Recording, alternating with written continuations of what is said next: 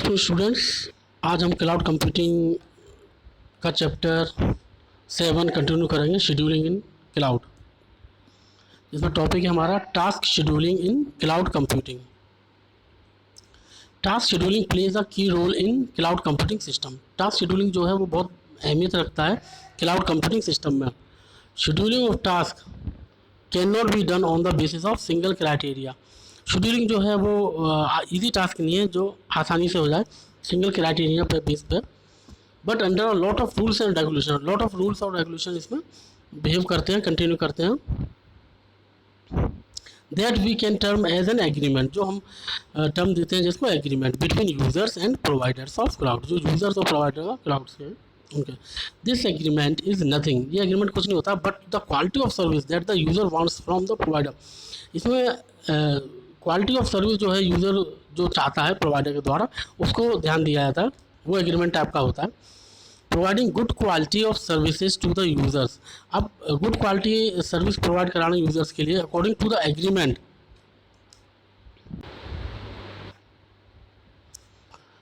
According to agreement between users and provider of cloud. तो this agreement is nothing but the quality of service that the user wants from the providers. जो user के द्वारा provider को agreement और quality चाहिए होती है। Providing good quality of service to the user according to the agreement is decisive task for the provider. ये बहुत टफ टास्क होता है प्रोवाइडर के लिए। At the same time there are large number of task running at the provider side. अगर बात करें तो लार्ज नंबर ऑफ टास्क चल रहे होते हैं प्रोवाइडर साइड की तरफ से। The task scheduling problem can be viewed as the finding और सर्चिंग एंड ऑप्टिमल मैपिंग। जो टास्क के शेड्यूलिंग का सबसे ज़्यादा प्रॉब्लम वहाँ पे आती है कि फाइंड करना या सर्च करना। ऑप्टिमल मैपिंग जो आपका असाइनमेंट हुआ है, सेट ऑफ सब टास्क, टास्क में भी सब टास्क आ रहे हैं आपके, different task over the available set of resources. जो आपके अवेलेबल रिसोर्सेज है उनको देखते हुए, जैसे कि प्रोसेसर या computer machine, so that we can achieve the desired goal for task, जिससे कि हम अचीव कर सकें जो हमारा गोल है टास्क के लिए। In this chapter we are performing comparative study of the different algorithm. अब इस चैप्टर में हम बात करेंगे परफॉर्म कोऑपरेटिव स्टडी का डिफरेंट एल्गोरिथम जो हमारी सूटेबली रहेंगी, या फीजिबिलिटी की बात करें, adaptability in the context of cloud scenario. After that we try to propose the hybrid approach that we can adopt it. उसके बाद हम प्रपोज करते हैं हाइब्रिड अप्रोच को लिए जो अडॉप्ट करेंगे। Enhance the existing platform further, जो एग्जिस्ट कर रहा है प्लेटफॉर्म पे आगे, so that it can be facilitate cloud provider to provide better quality of service। तो इससे ये क्लाउड प्रोवाइडर को प्रोवाइड करा सके बेटर क्वालिटी ऑफ सर्विसेज के लिए। अब हम नेक्स्ट इसमें देखते हैं जो डायग्राम आपको दिखाई दे रहा है, यूज़र 1, यूज़र 2, यूज़र 3, इस तरह से लैन वैन कनेक्टिविटी हो रही है आपकी। जॉब 1, जॉब 2, जॉब 3 आपके दिखाई दे रहे हैं जो शेड्यूलिंग में आपके लगे हुए हैं। बहुत सारे जॉब्स हैं जो आपके शेड्यूलिंग के हिसाब से चलते हैं। फिगर 7.2 में आप देख रहे हैं भी वर्चुअल मशीन शेड्यूलर आपका काम कर रहा है यहाँ पे लॉजिकल ग्रुप्स में। देन आता है आपका इसका 7.2 में टास्क शेड्यूलिंग में वर्चुअल मशीन्स आपके लगे हुए हैं जो आपको ये जॉब शेड्यूल अलग अलग प्रोवाइड करा रहे हैं। अब टास्क शेड्यूलिंग की बात करें हम तो क्या है इसमें, cloud consist of a number of resources that are different with one and other. Task जो होते हैं वो आपके नंबर ऑफ रिसोर्सेज पर डिपेंड करते हैं, अलग अलग different with one and other via some means and cost of performing task, जिसमें कि कुछ मीन्स या कॉस्ट ऑफ परफॉर्मिंग देखी जाती है टास्क की in cloud using resources of cloud in different. So scheduling of task in cloud in different. अब scheduling भी अलग अलग हो जाती है क्योंकि अलग अलग परफॉर्म कर रहे हैं क्लाउड पे आपके यूजर्स का जो चल रहा है उस पर प्रोसेस, तो उसमें आपका क्लाउड की जो टास्क है वो डिफरेंट हो जाता है और टिपिकल हो जाता है फ्रॉम द ट्रेडिशनल मेथड, पुराने मेथड से of scheduling. And so scheduling of task in cloud need better paid because services of cloud depends on them. इसलिए शेड्यूलिंग जो है आपकी क्लाउड पे वो ज़्यादा पे करती है, इन्वेस्टमेंट ज़्यादा आता है क्योंकि सर्विसेज जो है आपको क्लाउड पे डिपेंड करती है इसी पे। जो आपकी सर्विसेज प्रोवाइडर है जो सर्विस प्रोवाइड कर रहा है वो इन्हीं शेड्यूलिंग पे डिपेंड करती है, और शेड्यूलिंग ना हो तो आपका ये आगे प्रॉब्लम आएगी मेंटेन करने में।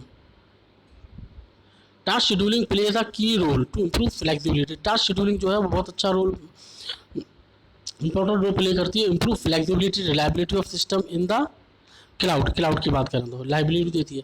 The main reason behind scheduling task to the resources जो मेन रीज़न है scheduling in task in accordings with the given time bound, जो टाइम बाउंड में दिया है उस गिवन टाइम समय की सीमा होती है, which involves finding out complete and best sequence. इसमें ये सब चीज़ होती है कि बेस्ट फाइंड करें, कंप्लीट पूरा करके दे काम, और best sequence in which various task can B execute. बहुत सारे टास्क जो आपके आ रहे हैं एक साथ उनको एग्जीक्यूट किया गया है to give the best and satisfactory result, जिससे कि बेस्ट और सेटिस्फैक्ट्री रिजल्ट मिले किसके लिए, यूजर्स के लिए। In cloud computing resources are always dynamically allocated according to the sequence and requirement। यहाँ पे आपकी जो बात आ रही है कि क्लाउड कंप्यूटिंग बात करो तो रिसोर्सेज जो होते हैं हमेशा डायनेमिकली होते हैं, मतलब गतिशील होते हैं, हमेशा वर्किंग में रहते हैं, ऑटोमेटिकली उनका वर्क चलता है। स्टैटिक अलग चीज़ आती है, डायनेमिक की बात करो तो ऑटोमेटिकली वो काम करते हैं वीपीएन पर, जो allocated according to the sequence of, जैसे सीक्वेंस चल रहा है और रिक्वायरमेंट के हिसाब से, of the task, subtask या सब टास्क, उसके टास्क के भी सब टास्क हैं। So this leads task scheduling in cloud to be a dynamic problem. अब ये जो प्रॉब्लम है टास्क शेड्यूलिंग की, इसमें जो काम करती है ये डायनेमिक प्रॉब्लम हो जाती है। Means know earlier defined sequence में भी यूजफुल। अगर आपको पहले का डिफाइन कर दिया गया सीक्वेंस किस तरह से है तो वो आपको यूजफुल हो जाता है ड्यूरिंग प्रोसेसिंग ऑफ टास्क, जब आप टास्क को प्रोसेस कर रहे हैं। The reason behind the scheduling to be dynamic, जो रीज़न है डायनेमिक बनाने का, is that because flow of task is uncertain. जो आपका टास्क आपके आ रहे हैं वो अनसर्टेन है, मतलब निश्चित नहीं होते हैं कि किस समय पे आपको वो टास्क आएगा या आपको जॉब आएगा। और uncertain execution path are also uncertain, execution जो पाथ है वो भी अनसर्टेन रहता है। And at the same time, उसी समय resources available are also uncertain, जो आपके रिसोर्सेज अवेलेबल हैं वो भी अनसर्टेन रहते हैं, क्योंकि उनका भी पता नहीं होता कब वर्किंग में रहे, कब की आपकी वो प्रॉब्लम आया, कोई चिंता नहीं होती। Because there is a number of task are present, अब नंबर ऑफ टास्क वहाँ पर प्रेजेंट रहते हैं, that are sharing them simultaneously at the same time. अब जो नंबर ऑफ टास्क जो आप प्रेजेंट है वो सब शेयर करते हैं एक साथ eight the same time.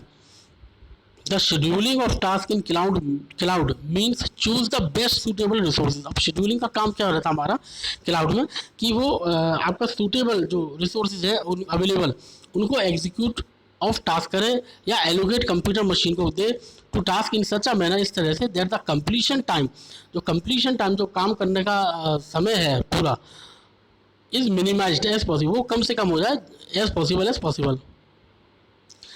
In scheduling algorithm list of task is created by giving priority. अब शेड्यूलिंग की बात करें एल्गोरिथम में तो टास्क होते हैं वो क्रिएटेड होते हैं प्रायोरिटी के हिसाब से चलते हैं to each and every task where setting of priority. अब यहाँ पे आपकी गिविंग प्रायोरिटी आती है तो ये बिल्कुल वैसे ही आपके काम करते हैं जैसे कि आपको मैंने बताया था प्रीएम्प्टिव और नॉन प्रीएम्प्टिव टास्क में, प्रीएम्प्टिव और नॉन प्रीएम्प्शन। तो आपकी नॉन प्रीएम्प्शन में इंटरप्शन कर देता था during the execution of task. अगर कोई हाईएस्ट प्रायोरिटी का आ गया तो उसको इंटरप्ट करके वो हाईएस्ट प्रायोरिटी का जो टास्क है वो एग्जीक्यूट होता था। जबकि नॉन प्रीएम्प्शन में आपका इंटरप्शन नहीं होता था और कंटिन्यू रहता था, वो लास्ट में लगता था या प्रायोरिटी के हिसाब से लगता था।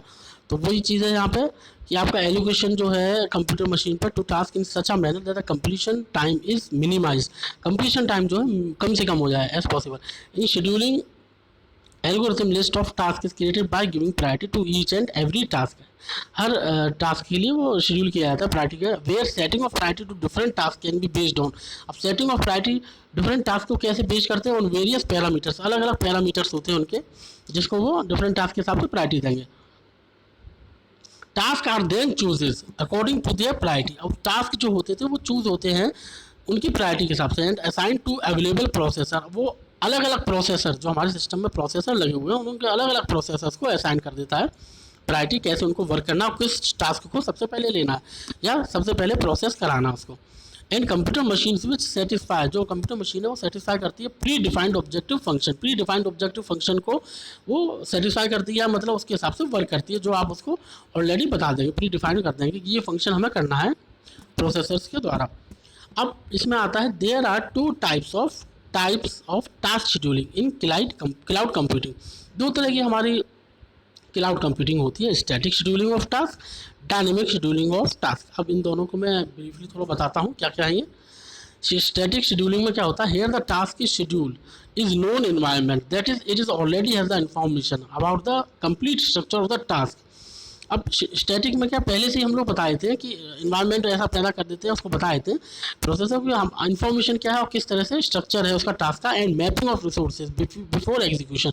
एग्जीक्यूशन होने से पहले मैपिंग भी कर देते हैं कि कौन सा प्रोसेसर या कौन सा आपका सिस्टम जो है वो उसको एग्जीक्यूट करेगा पहले प्रायोरिटी के हिसाब से, comma estimates of task execution running time, जो एस्टिमेट आ रहा है टास्क एग्जीक्यूशन का वो भी आपका ध्यान में रखा जाए। तो स्टैटिक शेड्यूलिंग में आपका ऑलरेडी प्री डिफाइंड होता है जो भी टास्क आपको मैनेज करना है, तो ये शेड्यूलिंग टास्क यहाँ पे स्टैटिक में ये काम करता है। देन आता है डायनेमिक शेड्यूलिंग। डायनेमिक शेड्यूलिंग की हम बात करते हैं तो it depends on not only the submitted task to the cloud environment. अब ये डिपेंड करता है कि submitted task to the cloud environment में नहीं होता है, but also the current status of system and computer machines to the make scheduling decision. अब इसमें सबमिटेड जो पहले से हमने टास्क बताती है वो तो होते ही हैं, not only but also current status, current में आपके जो चल रहे हैं उनको भी ये बताता है शेड्यूलिंग किस तरह से डिसीजन लेना है।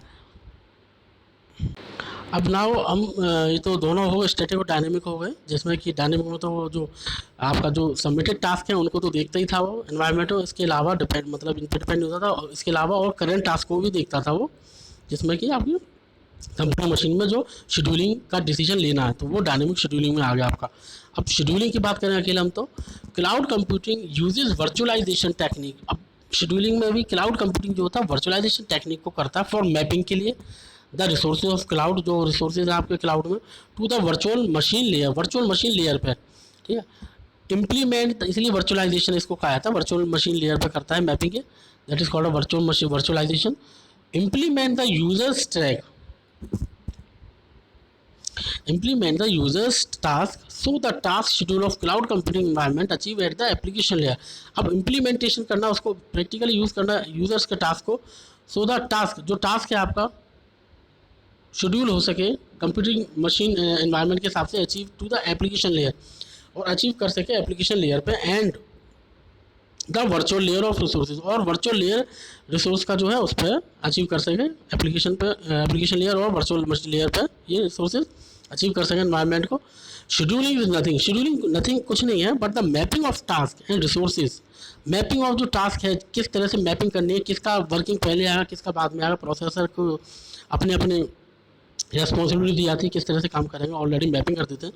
तो वो mapping of task and resources in according with some certain principle, अब सर्टेन प्रिंसिपल को निश्चित उनके सिद्धांत होते हैं for achieving the desired goal, जो उनको गोल अचीव करना है, अचीव करने के लिए जो उनका निश्चित है डिज़ायर, जो उन्होंने सोचा है वही गोल को अचीव करने के लिए ये करते हैं। Cloud computing paradigm simplifies the mapping of task to resources. अब इस सेंटेंस की हम बात करें तो जो क्लाउड कंप्यूटिंग है paradigm simplify the mapping of task to resources, मतलब क्लाउड कंप्यूटिंग जो है मिसाल देती है जिसमें कि सिंप्लीफाई कर सके मैपिंग ऑफ टास्क, जो टास्क है उनको रिसोर्सेज को जो टास्क दिए गए उनको मैपिंग को सिंप्लीफाई करें। The required resources together form to be a virtual machine, जो रिक्वायर्ड रिसोर्सेज हैं वो एक साथ फॉर्म करते हैं वर्चुअल मशीन में जाके। The process of search the desired resources package is same as the process of searching the various machine virtual machine. अब प्रोसेस जो सर्च जो डिजायर्ड रिसोर्स पैकेज के लिए है वो सेम रहता है जिस तरह से एज द प्रोसेस जैसे कि सर्च आप वेरियस वर्चुअल मशीन में करते हैं। Study of some task scheduling algorithm in cloud, following are the some important task scheduling algorithm in computer cloud computing. कौन कौन से हैं? Deadline and budget distribution algorithm, अब इनकी बात करते हैं हम। This approach consider two constants, कौन कौन से? Deadline of executing the task and budget, दो हमारे आते हैं इसमें एल्गोरिथम के। This paper propose scheduling algorithm to schedule task in cloud computing, ये आपका शेड्यूलिंग एल्गोरिथम जो है प्रपोज करता है शेड्यूल टास्क को in computing cloud computing environment के लिए। दिस एल्गोरिथम अचीव इट्स गोल, ये एल्गोरिथम जो अपने गोल को करती है और टारगेट को by finishing the executive of task, अपना टास्क को फिनिश करती है execution of task before the given deadline. Deadline का मतलब है कि एक टाइम दे दिया, उस टाइम के अंदर वो टास्क को कंप्लीट करना है, अगर वो डेडलाइन में नहीं होता है तो आपको कैंसिल हो जाएगी, आपका वो प्रोग्रेस बैठ जाएगा इंप्रेशन यूजर्स के लिए। As well as at the same time minimize the cost of computational, और उसी समय उसके साथ साथ वो मिनिमाइज भी करता है cost of computation that occur during execution. Computation cost मतलब कंप्यूटर पर रिसोर्सेज पर खर्चा होने के खर्चा जो होंगे एक्स्ट्रा आपको डिवाइसेज लेने पड़ेंगे, ठीक है, रिसोर्सेज पर जो आपका इन्वेस्टमेंट आएगा उसका भी कंप्यूटेशन कॉस्ट कम करता है, वो मिनिमाइज करता है। अब आता है नेक्स्ट हमारा इम्प्रूव्ड कॉस्ट बेस्ड एल्गोरिथम। इसमें क्या है, the main objective of his work is to schedule groups of task. अब इसमें क्या है, मेन ऑब्जेक्टिव कॉस्ट बेस की बात करें, शेड्यूल करता है ग्रुप में of task in cloud computing, group के हिसाब से computing platform where the resources are having different resource cost, जहाँ पर आपके रिसोर्सेज जो होते हैं डिफरेंट रिसोर्सेज कॉस्ट आते हैं, डिफरेंट कंप्यूटेशन परफॉर्मेंस होती है, अलग अलग कंप्यूटेशन परफॉर्मेंस चलती है वहाँ पर। When grouping of jobs is done, जब आप ग्रुपिंग ऑफ जॉब एक खत्म हो जाती है, डन कर ली जाती है, communication between jobs and resources optimizes, communication जो आपका है जॉब्स और रिसोर्सेज के बीच में ऑप्टिमाइज कर देता है, मतलब कम कर देता है, नील कर देता है कंपटीशन रेशियो। जो आपका कंपटीशन या कम्युनिकेशन रेशियो है वो आपका ऑप्टिमल वैल्यू बिल्कुल एक एक्यूरेट उसमें लाता है, और कम से कम आपका लॉस होता है रिसोर्सेज का, जिससे मिनिमाइज आपका कॉस्ट में आता है, मिनिमाइजेशन ऑफ कॉस्ट इन्वेस्टमेंट होता है आपका इसके द्वारा। This algorithm measures performance of computation, ये एल्गोरिथम जो है ना मेजर करती है performance computation and cost of resources. Computation की आपका जो रिसोर्सेज में जो खर्चा आ रहा है वो निकालेगा, और कॉस्ट ऑफ रिसोर्सेज जो आपका इन पे आ रहा है कि कितने आपको रिसोर्सेज आपने यूज़ किए हैं, तो आपका कॉस्ट बेस्ड एल्गोरिथम ये काम करती है, सारा देखती है। This also increase the execution of task, तो इस केस में वो आपका कॉस्ट ऑफ रिसोर्सेज को कंप्यूटेशन करता है, उसकी भी कैलकुलेशन हो जाती है कि आपका कितना कॉस्ट रिसोर्सेज पे इन्वेस्टमेंट आ रहा है, और आपका परफॉर्मेंस भी आपकी बेटर हो जाती है, जो मेजर निकल आता है कहाँ कहाँ आपको रिक्वायरमेंट पड़ेगी रिसोर्सेज की। This also increase the execution of task, transfer of data between task ratio by combining. अब इसमें एक चीज़ और होती है कि अगर ये हम कॉस्ट बेस्ड एल्गोरिथम निकालते हैं तो उससे एक फ़ायदा और होता है कि जो हमारा combining of task is usually done, आपका जो एग्जीक्यूशन ऑफ टास्क है या ट्रांसफर ऑफ डेटा है जो बिटवीन टास्क के बीच में रेशियो, वो कंबाइन कर लेता है वेरियस टास्क ड्यूरिंग एग्जीक्यूशन। आपके जितने भी टास्क आ रहे हैं उनको ड्यूरिंग एग्जीक्यूशन कम वो रेशियो में निकाल लेता है, बिटवीन रेशियो बाय कंबाइनिंग, एक साथ कंबाइन करके वो उसका गणना कर लेता है। और during execution the process of combining task is usually done, जो प्रोसेस हमारा कंबाइनिंग टास्क का है वो यूजुअली डन किससे होता है, after analysing the capability of different available resources. जो आपका प्रोसेस ऑफ कंबाइनिंग जितने भी टास्क है उनको कंबाइन किया जाता है वो यूजुअली किसके द्वारा होता है, एनालाइज करने के, आपको उसमें देखना द कैपेबिलिटी की क्षमता कितनी है, और डिफरेंट अवेलेबल रिसोर्सेज जो भी आपके अवेलेबल रिसोर्सेज है, एंड इट्स प्रोसेसिंग, क्या कितनी चीज़ें प्रोसेस हो रही हैं। Cloud sim has been used for performing the simulation and the inputs of simulation are average. अब सिमुलेशन आपका एक तरह से सिमुलेटर टाइप का होता है जो एक्चुअल में काम नहीं करता है, मतलब वर्चुअली काम करता है, तो आपका क्लाउड सिम जो है वो परफॉर्म करता है, सिमुलेशन करता है। And the input of simulation are, कौन कौन से इनपुट्स आपके आते हैं, average MI of task, granulated size of task, total number of task कितने हैं, एंड टास्क ओवरहेड टाइम, जो भी आपको उतना टाइम लग रहा है overhead time. Result of his work shows that for इस पर्टिकुलर एल्गोरिथम, जो आपका रिजल्ट आ रहा है शो वो बताता है कि particular algorithm time taken to complete task, जो भी टाइम लगा है टास्क पूरा करने को, after grouping of task is very less. जब उसको ग्रुपिंग ऑफ टास्क कर दिया, ग्रुप में बना दिया हमने टास्क को, तो वो काफ़ी कम हो गए as compare to when grouping is not done.